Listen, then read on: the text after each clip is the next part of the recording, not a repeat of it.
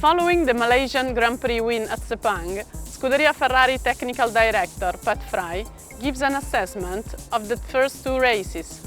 With this analysis of what has been a complicated but exciting start of the season, we relive the Australian and Malaysian Grand Prix and find out how Maranello is preparing for another back-to-back trip, which will see the team racing in China and Bahrain.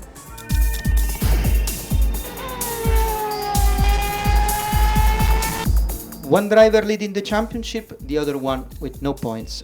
How can you explain to the tifosi this contradiction?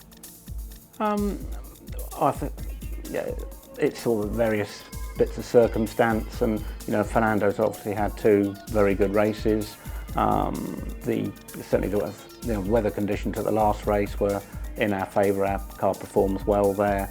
He made the most of the opportunities. We've got the pit stop calls right there. The pit crew did a fantastic job.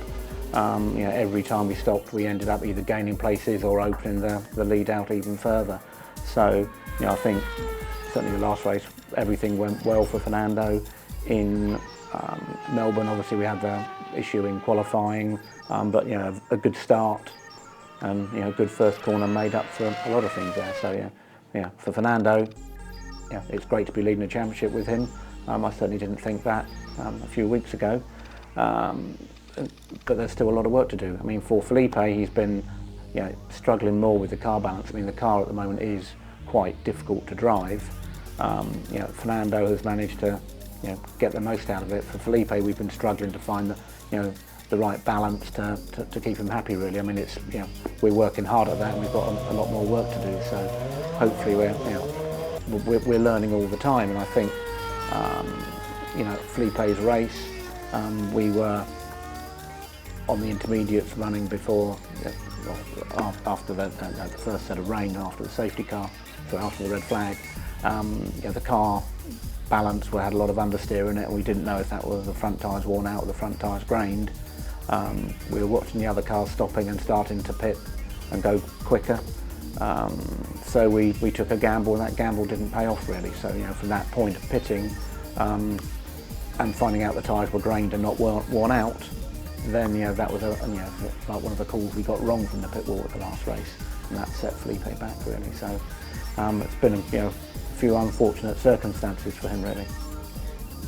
Did you expect this level of performance of the F2012 after the two races? I certainly wasn't expecting to have one driver leading the championship at the moment. From the early testing, we obviously realised we've got quite a few issues that we need to sort out, and everyone at the factory are working hard at that. We've still got a long way to go. I think our dry qualifying performance, if you like, we're still sort of 8/10ths off the best.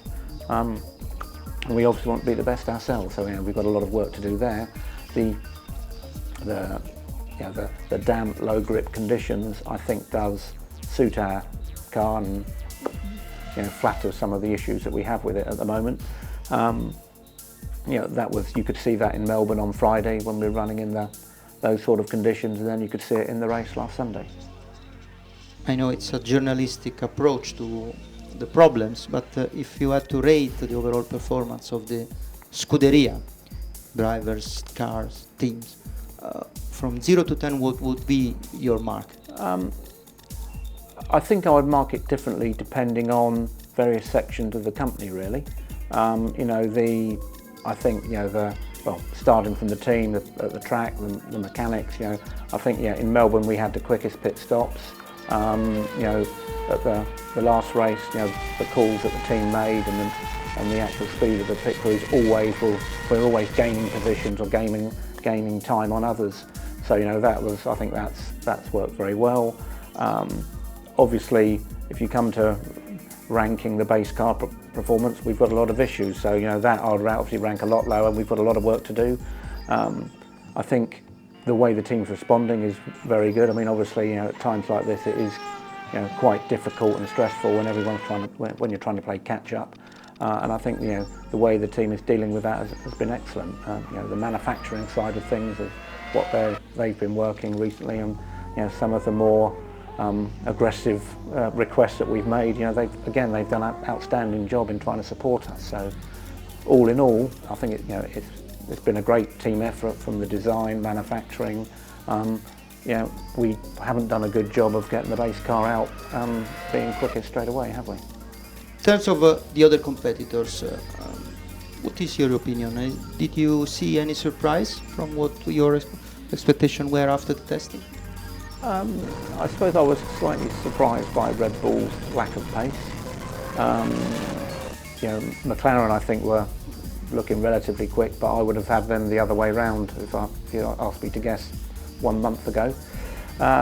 Mercedes are looking quick, but they still have a similar rear tyre degradation issues to years gone by. So they're always going to be there in qualifying, but in the race their pace drops away. And I think Lotus, the other team that have done a good job. I mean, they were looking quick all the way from the first test in Jerez.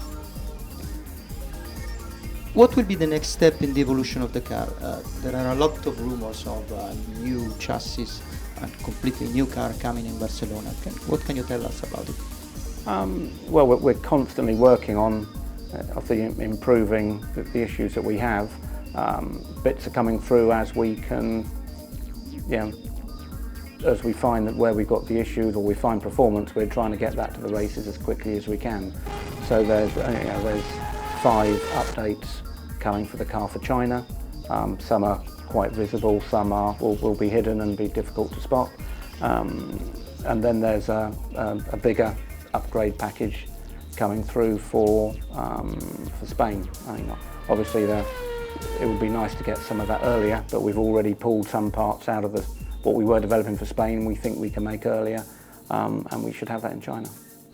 From a technical point of view, what are the characteristics of the Shanghai circuit? Well, it's a good mixture, really. I mean, there's a lot of long, low-speed corners where you need a good front end. There's lots of braking and turning at the same time, particularly carrying speed through the first corner into the second is interesting. It's a good combination. And there's some really reasonable high-speed corners as well. And then the 1.3 kilometre straight as well with the DRS zone at the end of it should be interesting for the race. In 2012, Formula One returns to Shakir for the first round of the season. Felipe Massa runs through the characteristics of the Bahrain track and recalls memories of a Grand Prix that has often seen him standing at the podium.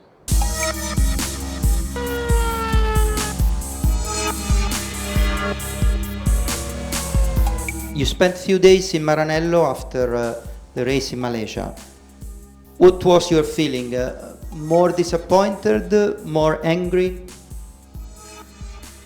Well, I think more disappointed, to have for sure 2 races without the points, 2 races that it was not how you expected, to start the season, but also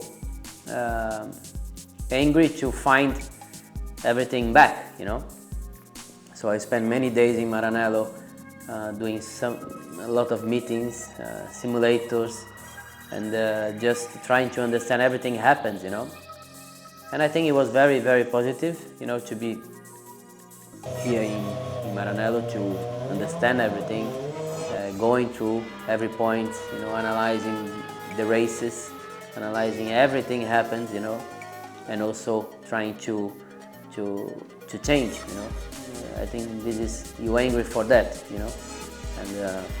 and really believe that is where we can find and what we will find. In your career you had several very difficult moments. In your view, this is one of the most complicated? Well, it's true. I mean, my career had a lot of very difficult moments, and I would say I always pass through, these difficult moments, and I always change it, become stronger, So it's true that the moment is not nice, and it's never nice, to have a difficult moment. But just looking forward, I can go out of this moment, and get back to what I know I am able to do. I was always able to do, and just working very hard to change this and make the situation like I always had in my life. In the past days, Montezemolo, Domenicali, and Fernando as well said nice things, nice words about you. How much important is to feel the support of the team, the trust of the team? I think it's very important. The support of the team, is very, very important for a driver, It's very important to have the team pushing you and helping you in every direction. So I know, I didn't do what the team expect, and I didn't do what I expect, in the first 2 races. But really doing everything I can to make myself proud again, with a good result, with the good races, and arriving in the result we supposed to be, even if it's never, in this moment it's never easy to win the race, but we need to find the result we're supposed to be, we're supposed to have, and doing everything to show back the team what I was always able to show, and change completely the situation we are in the moment. Bahrain has always been a very special place for you. You won there twice. You did the second place. You were in pole position. Are you happy about coming back in Bahrain? Yes, I'm happy. I think it's a very nice track. I always enjoy to race in Bahrain. I always have had great results in this track, so I think it's very positive to be back there, to race in Bahrain. And I always enjoyed Bahrain as well, the place, and so hope we can have a good race there and a similar result we always had in this track. Can you describe us the main characteristics of the track and what a car needs to be a winning car there? Well, Bahrain is a track that you have some straights, long, a lot of strong brakings, straight line brakings, slow corners, traction is very important. So, but also looking how long is the straights is important to have a good speed as well, a good top speed. So I think if you can put all these three things together, you can have a competitive car in Bahrain. So we're working for that. Bahrain is one of the tracks which look to be very special for you, like Turkey, like Interlagos. What is your opinion? Why there are tracks which are special in terms of the result, in terms of feeling driving there? I think every driver prefers some kind of tracks compared to the other kind of tracks, and I think Bahrain, Turkey, and Interlagos is 3 different types of tracks. So Bahrain you have these long straights, strong braking, straight line braking, slow corners traction, even some high speed, but less than these difficult corners. Turkey you have a lot of high speed corners, a lot of change of directions, and Interlagos is also a completely different layout, So I think this is, just maybe related to the driver, that you enjoy the track, you enjoy the corners, it's more your type, But it's difficult to explain, So even the supporters, tifosi. In Bahrain you don't have so many people, in Turkey as well was always empty. But Interlagos is always full of people, supporting you. I think this is also something that helps you as well, As a driver, when you know that you are going to race in a place which you've been competitive in the past. Does it make you a bit happier? Yeah, I think so. I think, you know, the psychology, you know, point is always important, you know, to you know, positive histories always help, you know. So I think it's, you know, it's important, you know, to race in a place that you always had a good result. I think it helps you more. With Luca Lenzi, Scuderia Ferrari electronic engineer, we find out more about KERS, the system which partially recovers the energy generated during braking in mechanical or electrical form, which can they be reused to drive the vehicle or power its electronic systems.